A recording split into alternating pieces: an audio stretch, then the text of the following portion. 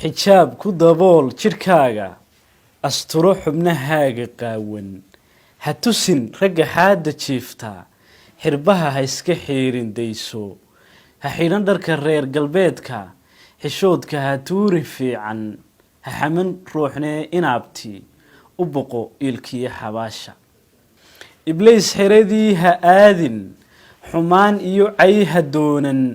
dhadhaabxantaynta jooji ku xasil diintiyo qur'aanka jirkaaga xareed ku joogta xadda dhabankaaga teedsan xubnaha eebbahay ku siiyey xiskiisu nimuu fayowyey xaqiiqdii wuu jeclaane xayeysiintuun ka dayso adoo heli kara xalaasha xalfadda guurkiyo arooska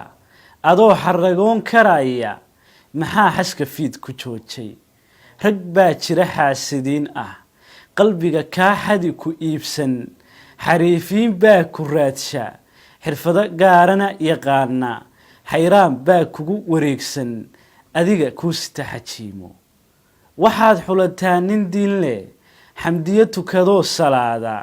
xakiimkiisana yaqaana qudhiisa ninkii xisaabsha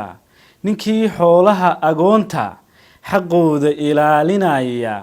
nimaan aadmiga xumaynin nimaan ximin ruux tisqaaday nimaan xaasidin walaalka xaaraanta nimaan ku dhiiran la jaar ninka xeer yaqaana xamaasad intay ku qaado qabiilaysiyo xigtaysi ha raaci nimaan xadlaynba maalkiyo xoolaha adduunku xaqiiqdii way gudhaane ninkii qaadaya xilkaaga ninkii xulo kuu qalmaya adoon ku xabeebin gaalka ku xidhmi filimada khiyaalka adoon xadhigooda haysan dadaan ku xusayn laftoodu axdiistiyo xifti adkaarta ninkaaga xurmee wanaaji xaqdhowr oo sii kalsooni xaqiisa garoo ilaasho xanaanee oo hadayrin u xifti sirihiisa kaydi u noqo xidig uu ku faano ayuunkaa caban xigaalku